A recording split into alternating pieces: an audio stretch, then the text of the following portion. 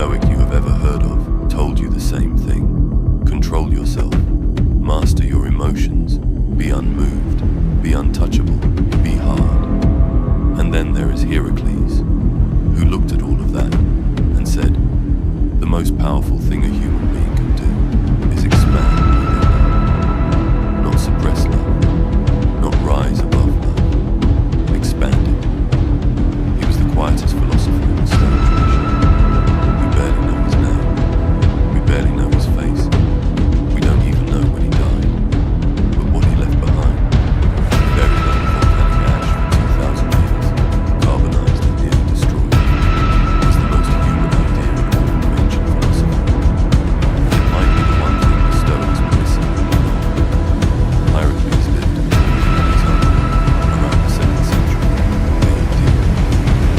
The Roman Empire was at the height of its power. Stoicism had long since crossed from Greece to Rome, carried there by Panaetius, refined by Seneca, lived out loud by Epictetus and Marcus Aurelius. Hierocles was not the most famous name in the world. He did not advise anyone. He was not excellent. He did not die dramatically. He wrote a text called Elements of Ethics, a careful, precise account of Stoic philosophy, intended to guide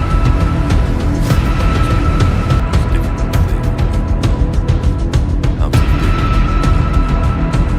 how to love them, how to expand the circle of human and then, like so much of the ancient world, his work was buried, not metaphorically, literally buried. In 79 AD, Mount Vesuvius erupted and destroyed the city of Herculaneum. Beneath the ash and volcanic rock, a library was sealed inside a villa. The villa of the papyrus. Thousands of scrolls carbonized by the heat, fused into black brittle cylinders. Charred. For centuries no one knew what it contained. When archaeologists finally began the painstaking work of unearthing, scroll by fragile scroll, century by century, they found Hierocles. His words, pressed flat by a volcano, preserved by the same force that tried to destroy them. There is something fitting about that. A philosopher who spent his life writing about how we reach toward others across distance, found by strangers across 2,000 years, reaching back. So what did Hierocles actually teach? He started with a question most philosophers never thought to ask. Why do we care about anything outside ourselves? The Stoics before him had focused on virtue, on reason, on duty, on the discipline of the self. But Hierocles wanted to understand the root of it, the thing that made virtue possible in the first place. He called it quietest. The word is usually translated as affiliation, but what it really means is the natural process by which we come to recognize something as our own. He argued that the very first thing a human being sees is themselves. A newborn does not understand philosophy. It does not understand duty or virtue or logos, but it knows itself. It recognizes its own body, its own needs, its own existence, and that self-recognition, Hierocles said, is the seed of all love. Because the same instinct that makes you care for yourself can be expanded, trained out, like a muscle.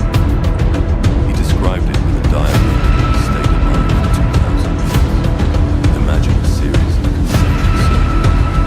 You are at the center. The first circle around you, your immediate family, parents, siblings, your closest people. The next circle, your extended family, those connected to you by blood or bond.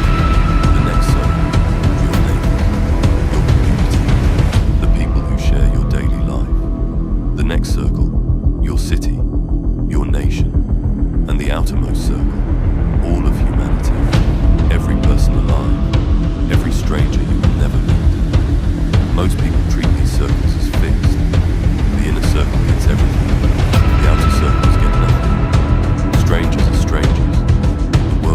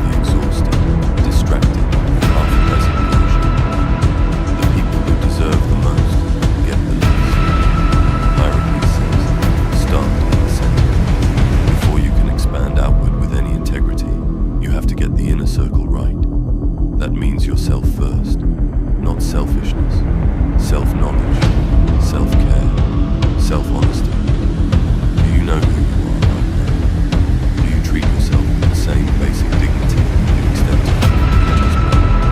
Because if you don't, if the innermost circle is broken, every circle outside it will feel it. Once you have that foundation, expand deliberately your immediate family. Are you actually present? Not physically in the same room. Present. Listening. Choosing them in the moments when it costs you something. Your community. Do you know the people around you? Or are they just background noise in life made as small as possible? Because small is safe. Hierocles is not asking you to love the whole world today.